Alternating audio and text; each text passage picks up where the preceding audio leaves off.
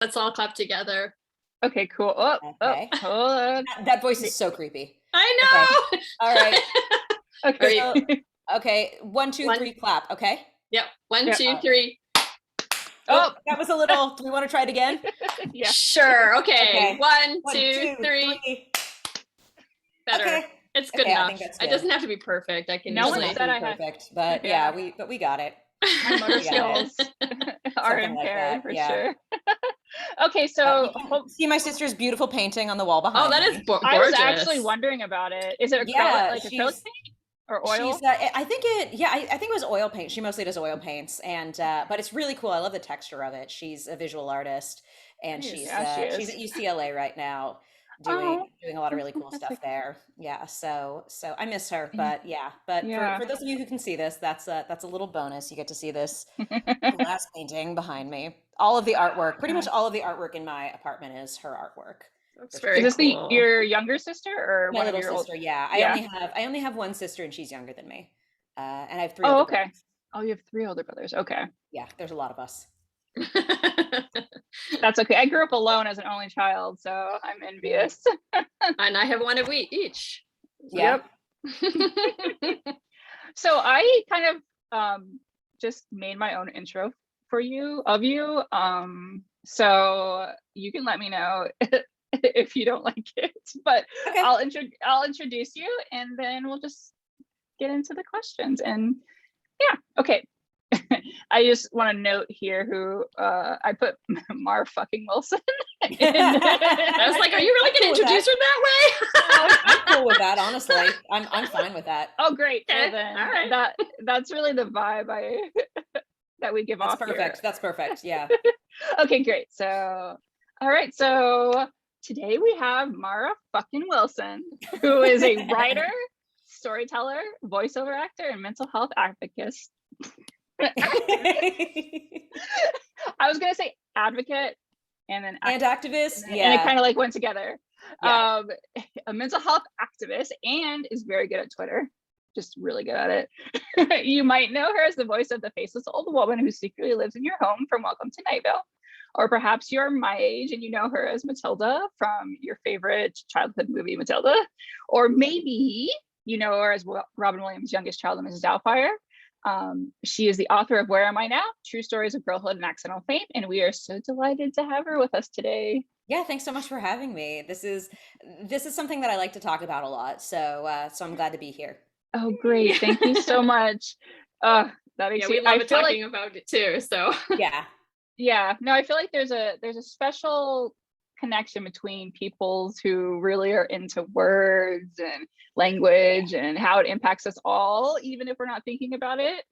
Yeah. So, Well, one of my brothers is a speech pathologist, and my sister, oh, yeah. So that is something that like when his children were toddlers, he would say mhm. things just like, they're able to do velar trills now, and they're able to do actually velar trills probably a Wow. little hard, but like they're able to Yeah. do alveolar trills now, and they're able to do yeah. And he would speak in this like Yeah. and bilabial fricatives and things like that. I and it was just like I know this stuff from studying international phonetic alphabet in and accent in nice, college. nice. Oh, that makes sense. Yeah. No, you just gave me chills saying those words. We never have had a guest that isn't a linguist mention or, I mean, I'm not a specifically a linguist. linguist. I'm not a linguist, but my sister knows a lot about linguistics, and Mhm. I've always wanted to take a linguistics course because I really like languages, and I felt like that was kind of like a Yeah. cheat code to understanding them. Oh, And yeah.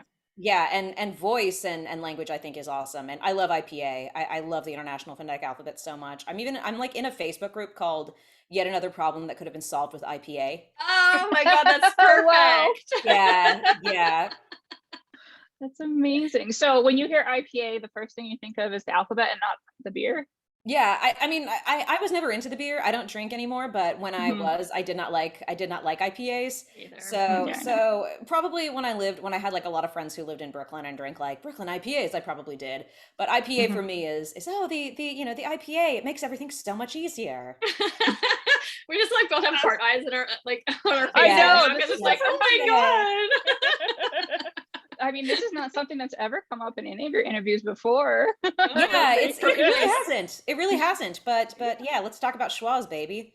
Oh wait, Carrie, please tell her about the sweater that your dad. Oh my goodness. Okay, so a long time ago now, my dad is a knitter. My mom taught him how, but he's really the knitter of the family, and I am now too. But he knit me a sweater back in my early 20s that was a sweater. So it was made out of schwas, and it also had like the Hilfiger sign, except that it was Noam Chomsky instead. Oh my gosh, that is amazing. Yes. I know. Wow. I know. That's fantastic. That's fantastic. I remember our voice and speech teacher saying, "It's all right to schwa." It is all right to schwa. Schwa is a very useful sound. It is. It is.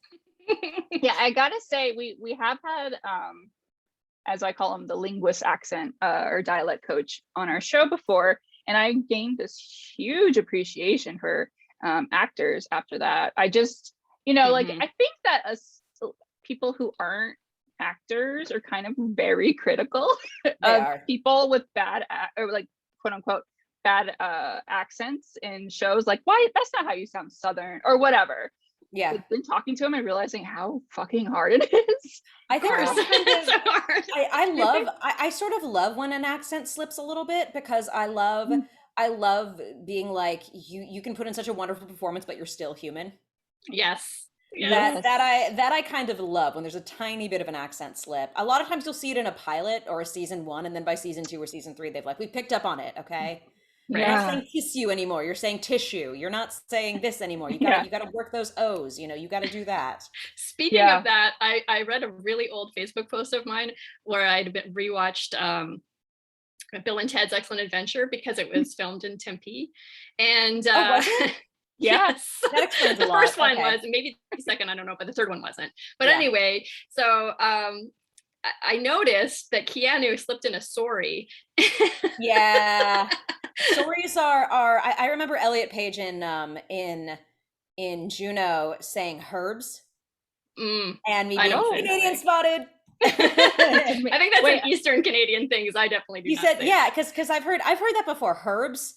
And I have a Canadian sister-in-law, and so there's like herbs and mum and things like that, like little things will slip in. And it's also really funny because my sibling who's married to them, I get a lot of now they've started saying, oh yeah, and yeah, they've gotten some Canadianisms in there too, which is really funny. Nice. Which is it's really funny to hear. But herbs, I've definitely heard, which I think is a Britishism. So yes, it is. So he has a line, "What is it with you yuppies and your herbs?" And he said herbs, and I was like, I see you. Wait. I'm really embarrassed right now, but Keanu is Canadian. I think he grew up part of the time in Canada and part of the time elsewhere. So Hawaii, I think, yeah, something Hawaii like for sure. And I think some other he was places. Kind of all over the place. Yeah. So it's actually kind of surprising that he had sorry. It must have been him just like freshly moved from Canada or something. I don't know. Some people in the Midwest say sorry. That's true. Wisconsin, I worked for a woman from Wisconsin. Yes, I worked for a woman from Wisconsin, and she said sorry. Yes. Yep. I don't know if you're to TikTok at all, but the trans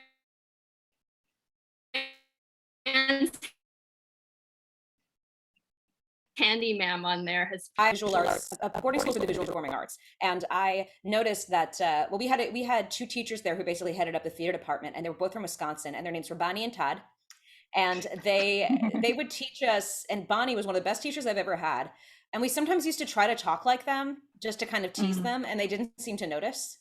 And Bonnie taught theater history, and you will never forget what the word tragedy means when it has been taught to you by somebody with a Wisconsin accent or dialect, I should say. Because she said, okay, tragedy literally means ode to a goat. It does. It means goat song. It means goat song. But I love it. And it's because it's for Dionysus, and Dionysus is the goat and all that. And it's the goat in more ways than one, you could say. But if you're a theater person, but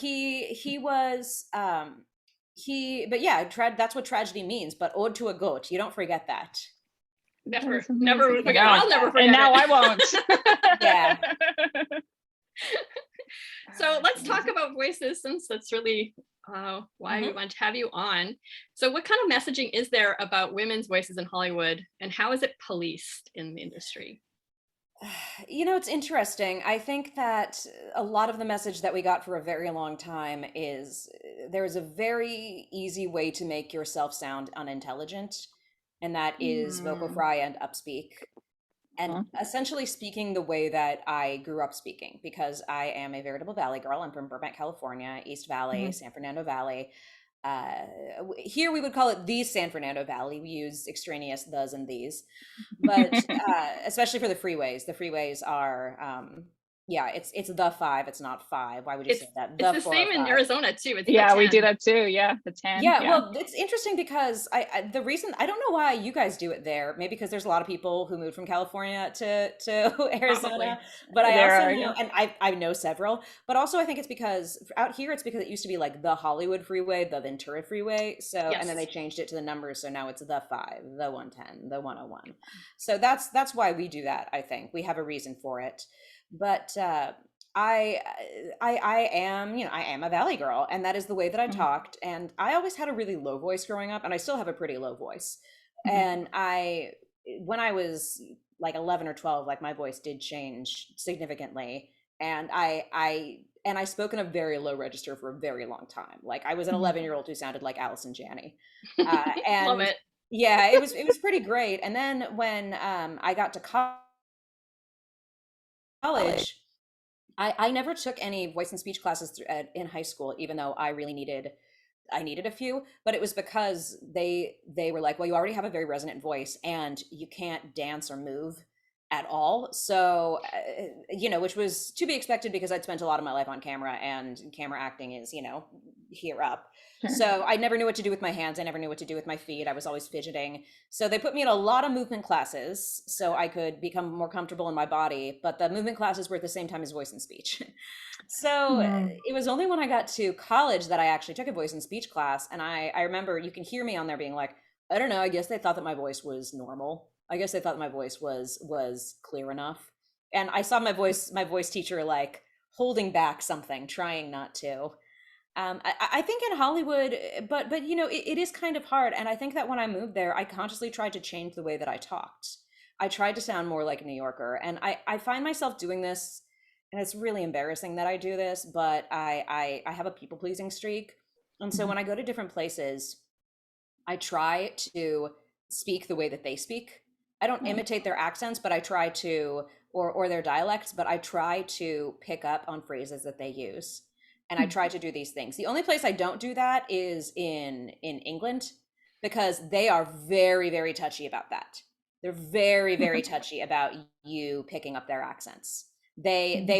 They know that you're American and they can smell it from a mile away and they hate that. And they'll be like, Yeah. actually, that's not actually you're doing more of a Cheshire accent, and actually, you know, you know, and they'll just be, yeah, and that's very. I've had issues there, but even there, like after 2 weeks, I stood cheers to my friend when she helped me move my suitcase, and I tried to at least do that. I want to blend in, but so I very consciously tried to do that in New York, and I thought about it later, and I was like, why did I do that? And I was like, well, because I associated California with the film industry, which I was breaking away from and Mm. very frustrated with, and because people thought I was dumb. And if I told them I was an actor and I sounded like a valley girl, they were going to think I was stupid.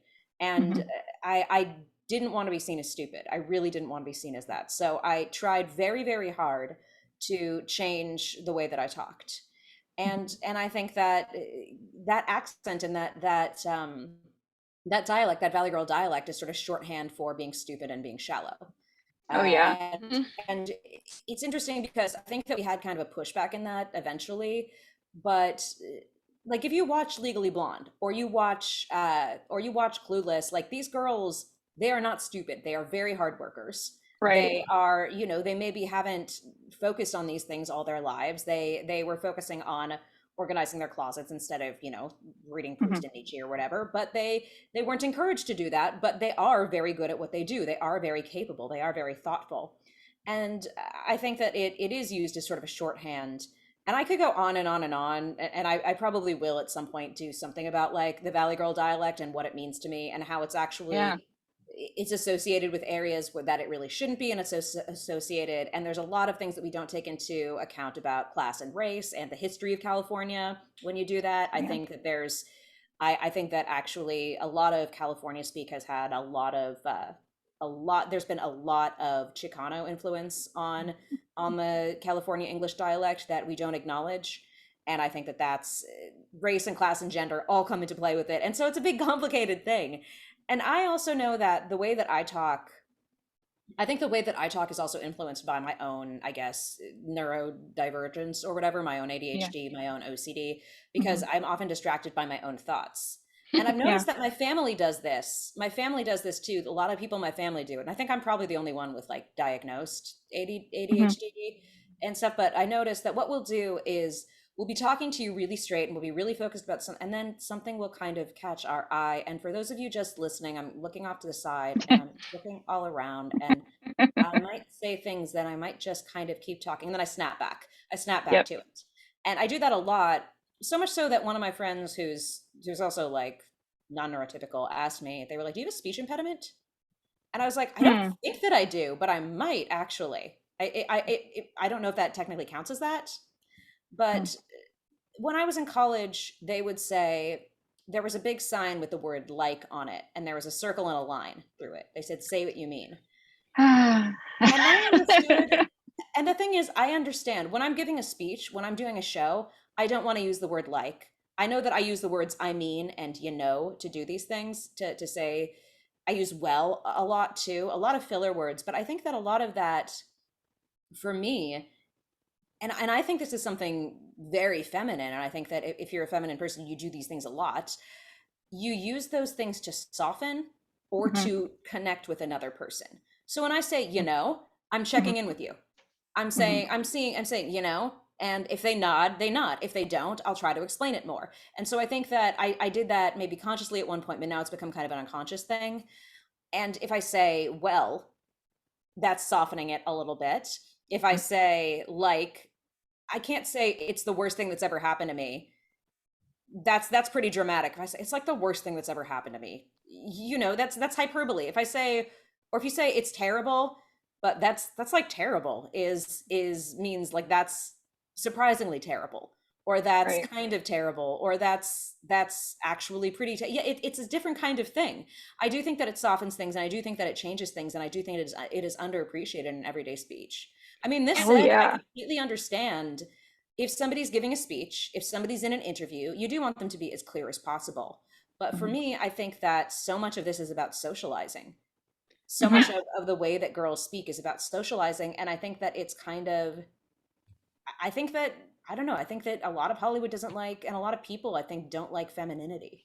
They kind of associate it with weakness. They associate it with weakness, and they associate it with stupidity.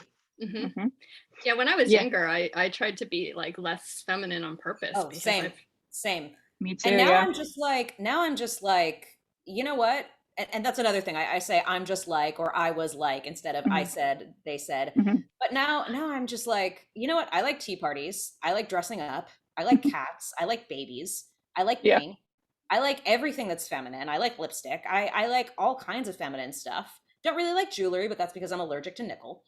I don't necessarily like things that are, I'm not, I think they also associate femininity with materialism. And I wouldn't say I'm a very materialistic person. I'm not, wild about shopping or things like that. But I like being one of the girls. That's definitely a lot of my friends are female or feminine. And I don't feel like these are bad things. I think that these are neutral things. And I think that, I think that, just as I think a lot of masculine things are negative too. There's negative things that with like proving masculinity and taking to it extremes, of course, but I feel like these are neutral things, and they're shown to be negative. Oh yeah, like I have to use Microsoft Outlook for email for work, and they have this new thing where basically everything I type, it puts blue dots underneath it, and then you click it and it says needs more concise or here's more concise language, and it removes my just. It always removes the just. It always removes some of my adverbs, and I'm like, ugh. This It's is weird not because an email, like I feel like softening is actually really important because otherwise it comes Yeah. across Yeah, as I very think so brusque. too. You need to be very Yeah. careful with your exclamation points, with your please, with your if it's not too big a deal, if it's not, yeah, you have to soften an email. And that's the thing too, is that there's also a dialect that we use on the internet which is based on spoken speech. It's not based on written Right. speech. And Yeah. so that is very that is a whole other thing. And I do think if you were speaking out loud, a lot of emails are basically what they would be if you were speaking out loud. Yeah. You would say just shoot it over to me when you can, or just do this, or can we please just maybe like try this. That's the way that it would be. Yeah. Yeah.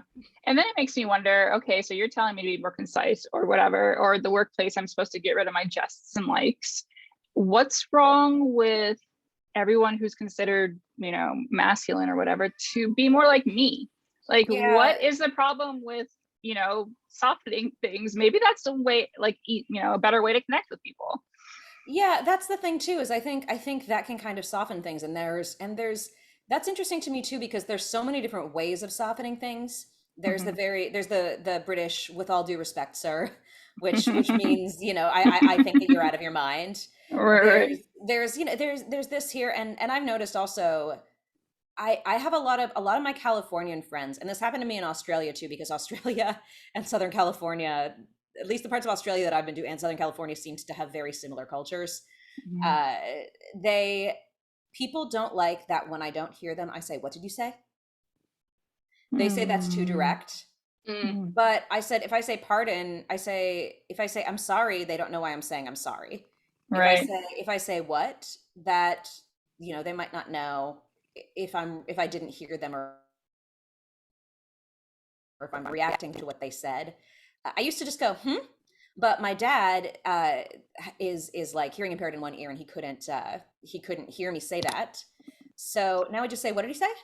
And I think Yeah. that I'm being, but people say that I say it too fiercely, and it scares them a little bit. Like, what did you say?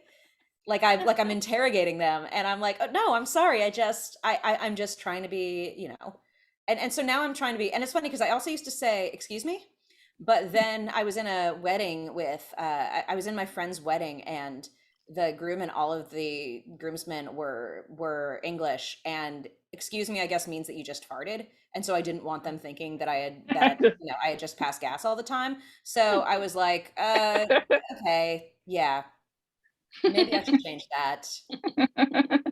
Well, what was I gonna say? This is the ADHD. I Yeah. lost it. Oh, I was gonna ask you, speaking of Valley Girl in LA, have you seen the Bling Ring? I haven't. I know of it, but I haven't seen it. It's very that is not the LA that I grew up in. The Yeah. LA that I grew up in is very different. The LA that I grew up in was I don't know. It was very different. I can get into it later, but what were you going to say Yeah. about it? The She's and again, obsessed with one of the actresses in it. That's what it is.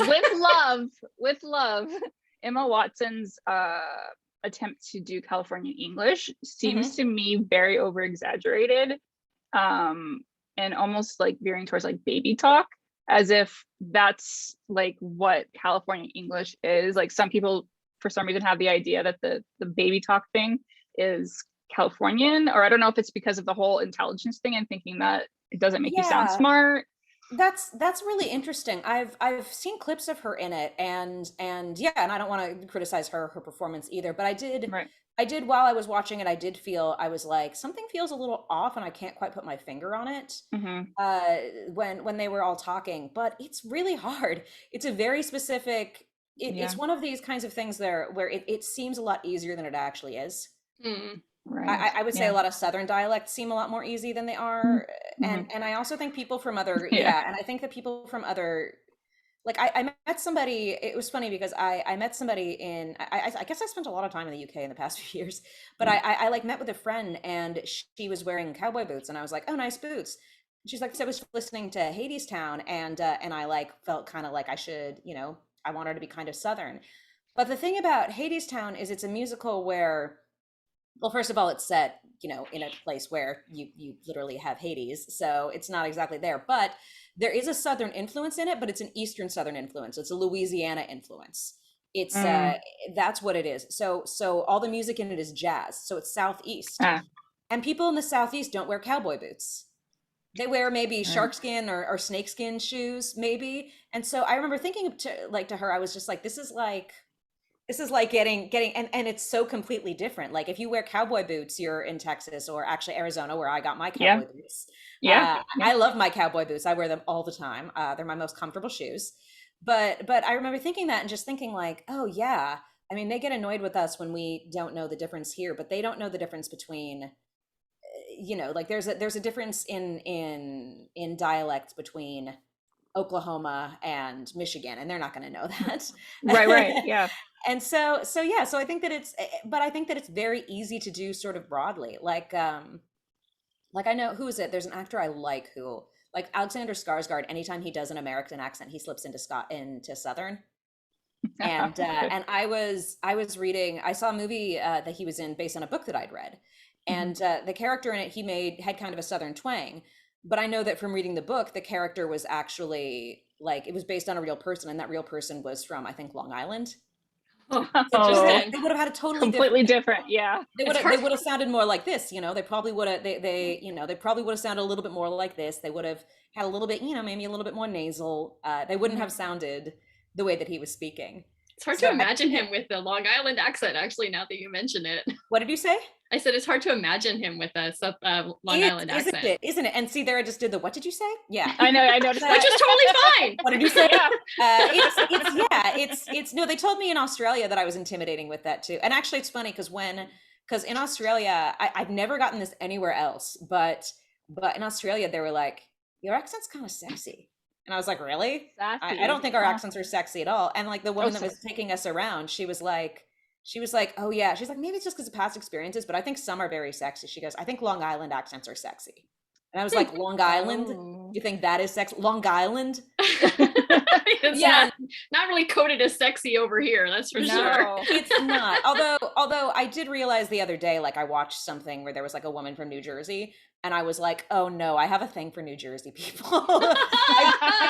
I've dated a lot, and like I've dated a lot of people from New Jersey. I don't know why. And like my first serious relationship was with someone from New Jersey. And also, I mean, I grew up with Danny DeVito as like a, basically like a surrogate uncle. So I have a soft spot for New Jersey. Yeah. Aw, Danny DeVito.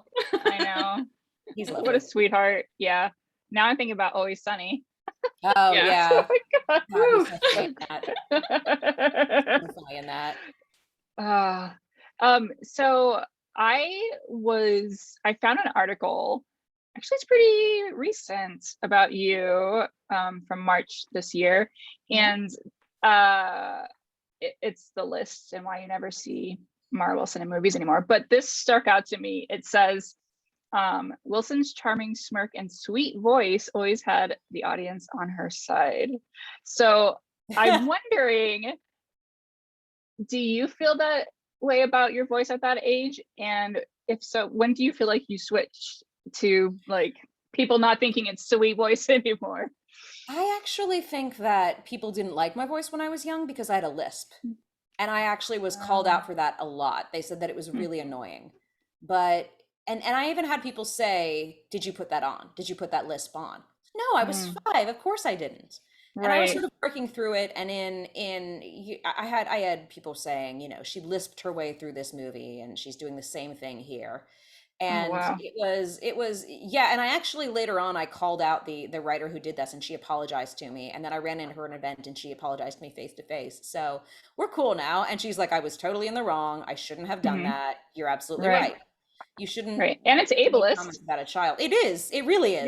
Yeah. And about a child too. I know. And so I kind of grew out of my lisp. I think, sort of naturally. I remember going to speech therapy classes at school, and they were just like, oh no, you don't really have it anymore. Just, they carried on a conversation with me and they listened to me closely, and then they sent me back to class. So, so it wasn't that big of a deal. So people didn't like that. I did read a book by some casting directors that I worked with a lot who told me that they always really liked my voice because they liked that it was a little husky for kids. And I also found out later on that the woman who plays Bart Simpson, Nancy Cartwright, actually used my voice for a character on The Simpsons as inspiration, because like I had a lot of loose teeth, and sometimes that would make me have kind of a lisp or something. Mhm. And so she used my voice to create the voice of a character on The Simpsons. And I think I know Oh, which character it is. It's not a big character. I right. think it's the one and I know The Simpsons very well. So there's an episode where Mo, who runs the bar, he starts up this like, TGI Fridays kind of restaurant, and Oh there's a yeah. little girl there who says, "The soda is too cold. It makes my teeth hurt." Oh And I think yeah. that's probably what she used it for. But I think that's like the highest praise that I can imagine. I think that's one of the coolest things that's ever happened to me. Yeah. Yeah. So I don't know, but I definitely feel like my voice definitely changed as I got older, and I didn't have as much of a range anymore. I also used to sing when I was a kid, and I was a pretty good Mhm. singer. I never really sang in public. I always wanted to, but Mhm. I took voice lessons, and I wasn't, for a kid, I wasn't bad. Mhm. But then, yeah, as I got older, I kind of had to learn to sing again. And for a while, I was just like, no, I'm a contralto. I only have this range. I only have that. And I think a lot of that was also soprano seemed too prissy for me. So I was just kind of like, I definitely, as Carrie was saying, I definitely had the sort of rejection of anything feminine. And Mhm. I feel like I also had that sort of rejection of me from like a lot of people who told me they love Matilda. 2 years later, in middle school, they would tell me that they thought it sucked. And I think that that's just sort of a thing Mhm. that happens, especially when you're a girl, when you're AFAB growing up. They, it's sort of like how kids throw away their Barbie dolls and like destroy their Barbie dolls. And I think that I was kind of seen as that. I was seen as something childish, especially since I was only in kids' movies. So I was kind of Right. like at my school, and I grew up in Burbank, California, where we have NBC Studios and Warner Brothers lot in our backyards. Right. I was seen as doing something that wasn't as cool, while the kids who were in Gap commercials were seen as the cool ones. And, and yeah, so I got bullied for being in kids movies, which was very strange. And there was, I think, sort of a Yeah. rejection of that. And I don't think I don't think that my rejection from Hollywood had a lot to do with my voice. I think Mhm. actually I consider my voice one of my best features. I love my Mhm.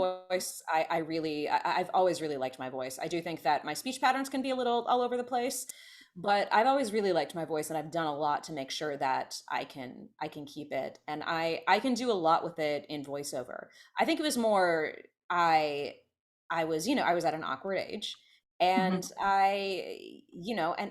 and I didn't go through that as easily. I mean, I speaking of Emma Watson, I didn't look like her. Right.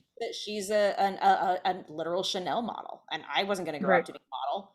I just wasn't, and it was better for me to sort of bow out and go back into doing theater and go back into doing things that I really wanted to do, like writing and studying Mhm. those things. It was better for me to be doing those things. So I think actually my voice carried me through. In Mhm. fact, I still was doing voiceover pretty much like I never stopped being a voiceover actress.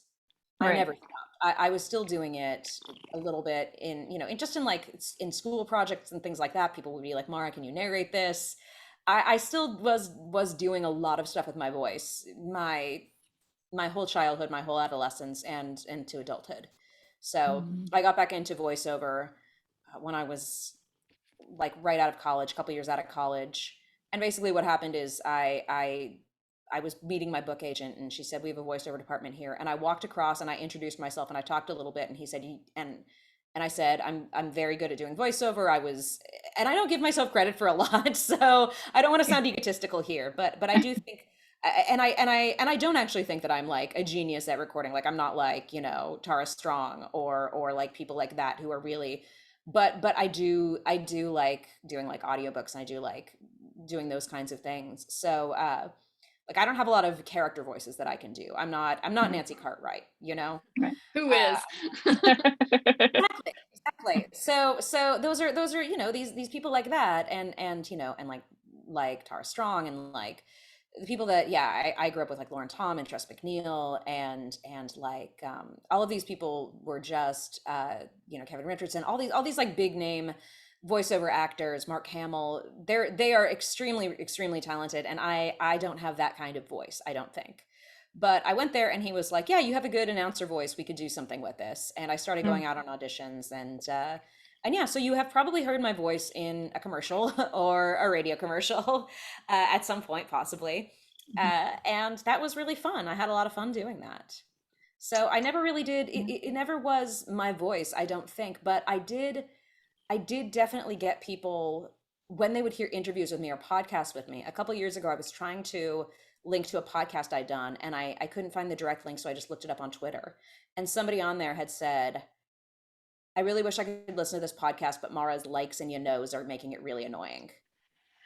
Yeah. Oh, being a woman in podcasting. Exactly. Yep. Exactly. Every woman I know has had this problem.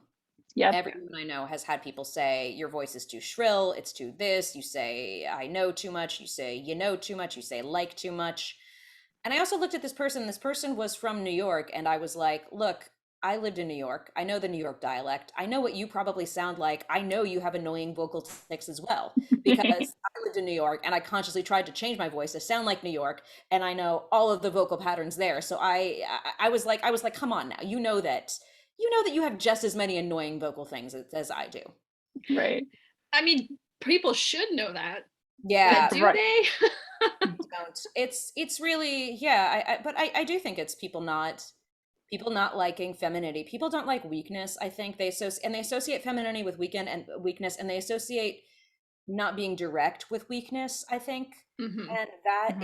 is and people don't like weakness because they don't like weakness in themselves. Like, it always comes back to that. I Yeah. think Right. people are afraid of being seen as weak, and so when they see other people who are weak, they're like, no, you suck, stop doing that, stop being like that, because it Right. reminds me that I am weak. That's my, I mean, that might be a bit reductive, but that's how I see it. No, I think you're onto something. And but the problem also is if you are more direct, like I think I'm a pretty direct person.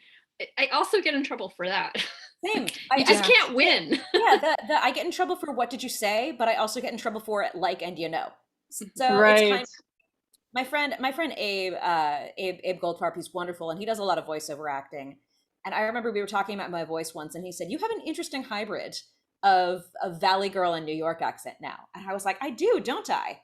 I mean, my stepmother said that when I came back from NYU, I was talking twice as fast. Mm, So Yeah. that probably, and I was much more direct. So I Mhm. think yeah, but you really do feel like you can't win. no, you Yeah. can't win. No. No. I Yeah. wonder, okay, so the comment about having this hybrid, do you think that that person at the audiobook place would have said, you have a perfect voice for this if you were just straight up Californian English? No, I know Yeah. that. And one of my brothers, I mean, I have a lot of brothers. Another one of my brothers is a college professor, and he told me Mhm. that he consciously changed the way that he talked because he didn't want to be thought of as stupid. Yeah. He wanted to be respected.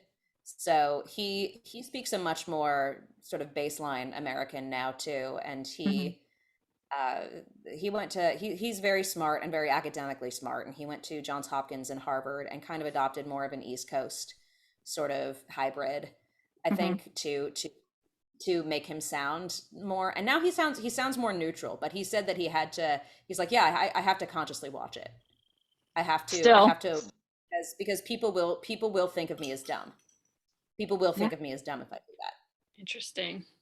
I guess So there are like men who sound like Californian who do get pegged as dumb, but I think of it more as the woman's problem. But you're right, there are men it's too. both. Yeah, it is definitely, it can kind of happen across genders, and I've seen that Mhm. too. And I've also known uh like trans women who changed the way that they spoke, Yeah. and they started speaking more, with more upspeak and more of this, and Mhm. talking softer, and changing that. And that, I think, is a really interesting phenomenon. Mhm. I also know I've known some Black women who say, oh yeah, I adopt a Valley Girl accent when I don't want to be seen as the angry Black woman. Yeah. Yeah. Yeah. So Yeah. it can work in some ways too. So I Yeah. I think that it is something that is, I don't know. I think it's a very interesting phenomenon. Yeah. I just learned, I believe it was Nicole Holiday who came up with this term, sociolinguistic labor, when we're changing the way that we speak to accommodate ourselves to whatever situation, to sound smarter or to sound less angry or whatever. Um, I think we that, don't, yeah, yeah. Yeah, we don't and we think don't about think that about enough that as so much. something, as a cognitive load, as really like taking up resources in ourselves. I kind of, what I always said is like, I worked with a nonprofit that repainted New York City public schools for a long Mm. time. And a lot of times the kids that we had painting the schools were perfect. The adult volunteers were not as good as following directions. And I always said that I would put on my Joan Holloway from Mad Men voice. I would go on and I Yeah. would, so much of my job was just going up to volunteers and being like, okay, that's really not what we need to be doing right now.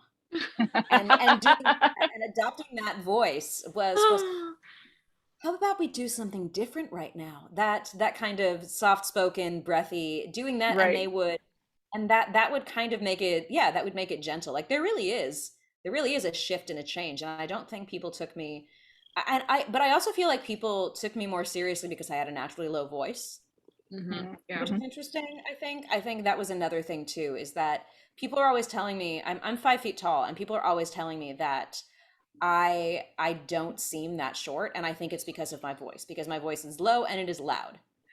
I also think that it's funny because like I see a lot of memes about introverts being like why are introverts always told that they needed to speak up more, and why extroverts don't get this, and I'm like, no, we get this.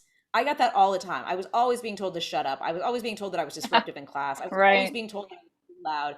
And also, I think a lot of the introverted things is like a lot of social anxiety, and I For think me, that yeah. something social anxiety can make you be is very loud Mhm. and very talkative. And I think that that's something that for me, that's how my social anxiety manifested, was oversharing and talking and being loud, and just and I think that people found my voice annoying, and that's something that I notice a lot about too, is people will talk about how annoying loud people are, and I'm like, they're just anxious. Yeah. Well, and the oversharing too. It's like someone just said hi to me, and Yeah, then I want to tell them like my whole story, just so they know where I'm at. yeah, I'm the exactly. opposite. I'm like, I don't need to tell you Shut it anything. down. When somebody asks me how I'm doing, I will actually tell them, and I have to keep in check now and be like, is this a person that I can actually talk to Mhm. about my endometriosis, or is this somebody that just Right. wants to like, this is like, how much do these people really want to know about my cats? You have to take it on. I want to know all about the Yeah, cats. Right. like no, yeah, not everybody needs to know that that he throws up when he has that wet food. Not everybody needs to know that. I think that is also a culture, because it is also a cultural thing. People in New York overshare. People in California ask you questions about your life. Very, very. I've found that to be true.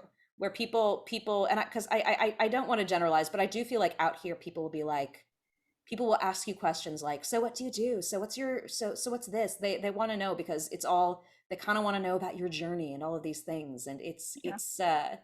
it's very interesting, the sort of level, the difference there. But in New Mhm. York, if you're in a casual situation, if it's just somebody, like if you're on a bus with somebody, if you're in a cab, if you're you have a waitress or something, they're not going to talk to you. Whereas Right. here, you're going to be friends with them. You're gonna Yeah. be friends with somebody by the time the elevator ride is over. Similar in Arizona.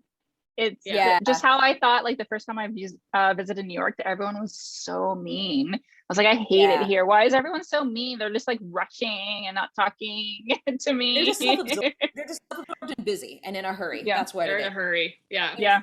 yeah, but Canadians are also, in Canada, a lot of it is very friendly, but they are afraid of oversharing, and they're afraid Yep. of it's, Mhm. and I've seen that with I remember I had like a very open and honest talk with a friend of mine from New York about like issues that we'd had with each other, and us, like, we worked it out, and I did that in front of friends, one of who is British and one of whom is Australian, and their eyes were wide the whole time. They were like, what is going on here? You guys are like making up and acknowledging your issues with each other in front of each other right now, and just to sort of like, look, I know you have a lot of trauma and things, but I think that the way you handle it, yours, might make me a little uncomfortable because of this and this in my life. And we were just talking very openly, and like, what were your parents like? Okay, my parents were like this, and so I'm kind of afraid of being like this, and I don't think I'm, yeah. And we just had this really open discussion, and their eyes were wide because they were just like, I've never seen anybody do that before.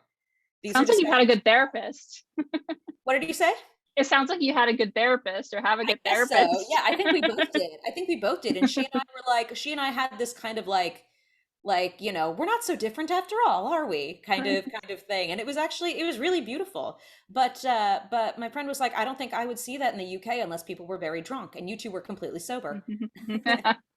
Yeah, same in Canada. It'd be very rare to see that, especially in front of other people. Like it's Yeah. just the two of you, maybe, but yeah. But in New York, I feel like every time I went to, like, I remember going to restaurants in New York, and like friends would tell me about the wildest experiences they had. And I remember being there once, and this girl was telling me this wild story, and I looked over at the couple next to us, and they were holding hands and looking at each other and trying not to laugh.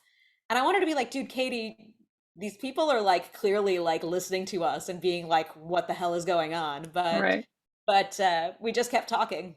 We just kept talking, and we just kept doing it. And yeah, and I don't know. I mean, I also think some of this is also the Ashkenazi, Eastern European Jewish Hmm. community that I came from, I think, and also just my family in general. I have been told that in Russia, and I know that my family does this, even though I don't think we're technically Russian. I think we're Ukrainian and Lithuanian Jews. If somebody asks you how you're doing, you're supposed to air your grievances. I'm sorry. Straight to airing of grievances and Festivus. Festivus, I know. That's, I was like, oh, okay, it's a whole culture of Festivus. I think Yeah. of Festivus every time I say this, but yeah, but it's basically just somebody asks you how you are, you're supposed to be like, oh, my mother is sick, and I think I broke my toe, and it's just way too cold today or way too hot today, and I'm just miserable. How are you? And they're supposed to tell you, and you're supposed to bond over just, oh yeah, everything's miserable here too. And Yeah. and so I feel like that must have carried over to my family. I feel like the pandemic has also like spread this a little bit wider, because I definitely feel more Exactly. comfortable now being like, oh yeah, no, everything sucks. How are you? Yeah, Yeah. it's much more like that, and I like that. I think that that's more honest. Yeah. You don't Yeah. see as many Instagram posts that are where you're just like, these people are doing fantastically. It's all, you're doing fantastically amidst everything. Right. And if you look Yeah. at Russian history, yeah, that's kind of what it's like. It's finding these pockets of enjoyment amidst everything. Yes. Yeah. Oh, those Russians. Yeah. Yeah. Well, speaking of Eastern European, Yeah. so Megan listened to to you in another podcast, and she noticed that you used the word yenta, and so she wanted to know what your relationship was with Yiddish. Yeah, I grew up with a lot of Yiddish words that I didn't really know were Yiddish.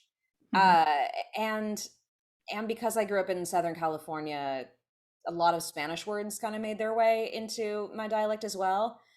And Latino, Latinx Spanish, and Mexican Spanish, I would say a lot of my friends were from, were Mexican American, or their families emigrated from El Salvador, Guatemala, places like that. And I remember being young and my mom saying on the phone, "Okay, see you mañana." And I was like, "Ugh, Mom, come on." And she's like, "What?" And I was like, "Not everybody speaks Yiddish, Mom." Because I thought mañana was a Yiddish word, because when my mom I wasn't, love it. I associated, I thought that that's what it was. And it was really, yeah. So there were a lot of Yiddishisms in my like growing up, and we didn't. It wasn't full sentences, but it was just words. Mhm. So if you were in trouble, you might get a potch, or you would be threatened with a potch rather, which was a spanking. Hmm, Um, didn't know that one. there was a lot of things like I think I'm trying to remember. We all said oy vey. We all said all these little things. Oiga Vault, Geschlag dein Kopf, und schrei, which is there's something that, a phrase that says go bang your head against the wall and scream bloody murder. Oh, Uh, hmm. yeah, a lot of these are like little kid words I think about, Yeah. like, do you want a potch? No, I don't want a potch, which like you wouldn't say to your kids today, but this was 30 years ago. Yeah. Uh, Yeah. and like pish, which meant to pee, like, before bed and things like that. And we learned like just little phrases, and of course, oy vey went in there, and we all knew yenta, and we all knew all of these like little words that were thrown in there, and all of our and it was just very common. It was just kind of thrown in there, and mazel tov. I still say mazel tov to everybody. I don't know. I guess I lived in New York and LA. I assume that everybody knows what mazel tov means. Right. At this point, most people do. Yeah, exactly. And so there's a lot of things that it was very common in my house, and I did not actually speak Yiddish, and knew nothing about Yiddish structure, but I don't think we ever spoke Yiddish in full sentences, but we said the words around us so much that I didn't know. There were some words I didn't know if they were English, or if they were Yiddish, or they were something else. And my mom spoke Right. Spanish and was fluent in French. So I think Mhm. so sometimes I thought, like saying like I thought was Yiddish for a long time. I thought ay was Yiddish. I Yeah. thought yeah, and I thought mañana was Yiddish.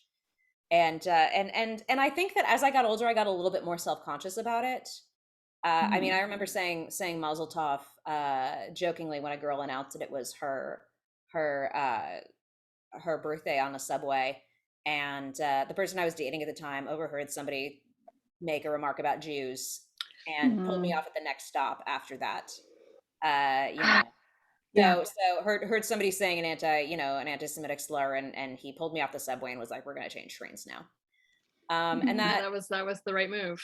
Yeah. yeah, and it was strange because I don't think I ever expected that to happen in New York, Mm. Mm. but it did, and so I think that I became more self-conscious about it because I knew that we were like one of the only Jewish families in town, and I did become more self-conscious about it as I got older.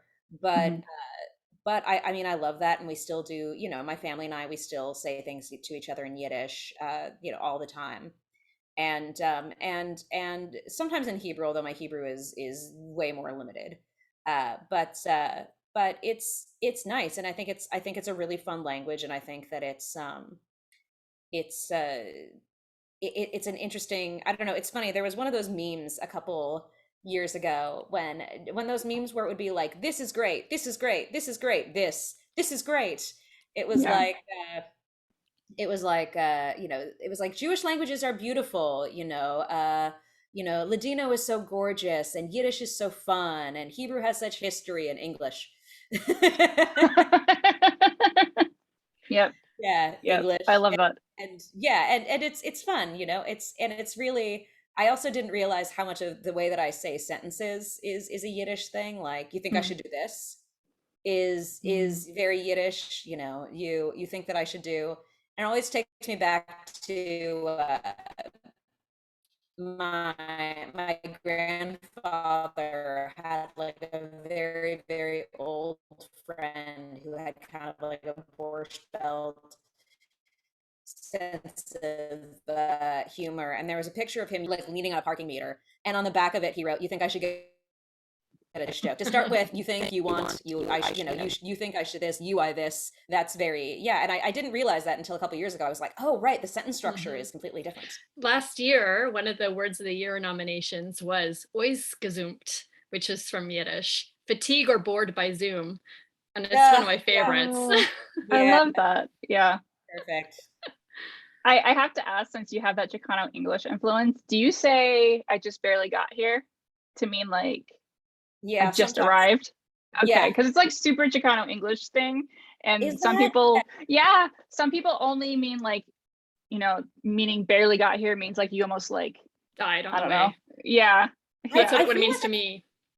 Yeah. I feel like I might have, yeah, I feel like I probably have. I definitely know that there is like there are things that I say where I'm just like, oh, this is it. I also think a lot of inflection was inspired Sure. Yeah. by Chicano English. I think I realized like when my sister had a boyfriend who was Chicano from California. He Mm. a lot of his ups and downs were a lot like mine. So I definitely Yeah. noticed that, and Yeah. I definitely noticed yeah, the punk scene out here, and like the way that they talk, and the way that they Mhm. that Chicano punk scene, that is a huge thing out here as well. Yeah. It's a Yeah, beautiful scene. Yeah. it really is. Uh, It's very cool. Alice Bag and all yeah. that. Yeah. Yeah. Well, we're running out of time with you. So I think maybe, what, Carrie, should we just ask Well, I our mean, last question? sure. Yeah. Basically, how can we be better about our expectations of women in the world, of women in front of the camera, of just people in general? I think try to understand where people are coming from. Try to understand what their background is, why they say this. Instead of just saying, don't say like, don't say like Right. anymore. Think Right. of why they may be saying it, and think of also why they might have been trained to say it. And because like I said, for me, it was a way to soften things. Mhm. And it was also because I couldn't immediately think of something because my mind was distracted. So Right. I think try to just ask yourself why. I think it's never a bad idea to ask yourself why and how, or why Right. do I think that they're like this. And I think that that's good. And I think that it's way too easy to generalize. And I mean, I know I've done it, you know, probably even in this very conversation, but it's way too easy to just be like, oh, that's annoying, that's this, that's that, I hate that. Also ask yourself why you hate it. Right. Yes. What is That's it? What is it about it that you find annoying? Because that's the thing. I really don't like when people are like, "Oh, that's really annoying." I'm like, "Well, Mhm. why is it annoying?" Well, it's just annoying. Okay, but why does it annoy you? Well, it just does. That's not a good excuse. Right. And sometimes when something annoys me and I can't figure it out, like it will keep me awake at night. Like, why does Yeah. this actress annoy me? And Yeah. Yes. you should have a reason for finding something annoying. And a Yes. lot of Yeah. times it's because it reminds you of your own past, or it reminds you of yourself and something you don't like in yourself, or it reminds you of somebody you know and something that you don't like in them. I Mhm. have Yeah. found. So Yeah. ask yourself why they do this. Ask yourself how they do it, Mhm. and ask yourself why it bothers you before you make these judgments about them. Yeah. Stop and think. Yeah, Yeah. That's our thing. Stop and think. Yeah. Oh, exactly. Absolutely. well, thank you so much. This is really, Yeah. really fun conversation. Thank you. It's been Yeah, so this is really, lovely. and I'm sorry Yeah. that none of the cats came over here. Yeah. I That's I know. can we try got to one of grab. Carrie's. I can Let's try see to if we have grab a one. cat. Okay. One cat. Oh wow! And you're gonna get the wildest one. Okay, good. So this is Freya. Oh, It's Freya. your hair. That's a good tummy to rub. Yeah. She Wow. she's wild. Look at her huge paws, and she will hit you in Oh. the face with them. She's a very very tough girl. Aw. She's very tough. She was a street kitty just up until about 6 months ago. Oh, Now rescue. and now, yeah, she's Yeah. rescued from the street. She even has the tipped ear. Mm-hmm. And yeah, and her name is Freya, after the goddess and after a character in a book that I like. And Cool. but I sometimes wonder if I should have named her after a goddess, because she never lets us forget it. Oh no, it doesn't matter. They already think they're gods or goddesses no matter what you name them. We have a playlist for her that's all just like angry girl music. It's just like oh, bondage up yours, and like bikini kill, and So it's like riot girl. It's your she's a riot riot girl. girl. She definitely is a riot girl, and she will punch you with her little paws Aw. if you get upset. But sometimes she's very sweet. Yeah, she just took off. Yeah, that's Done that's with you. She's a wild one. Yeah, she's a wild one. Oh, thank Well, you. And Thank we you so always much. we always leave our listeners with one final message. Don't be an asshole. don't be an asshole. All right. Thank you. How would you like me to send this to you? Let me type in my I'm gonna go email. ahead and stop recording. Google Drive. I'll stop.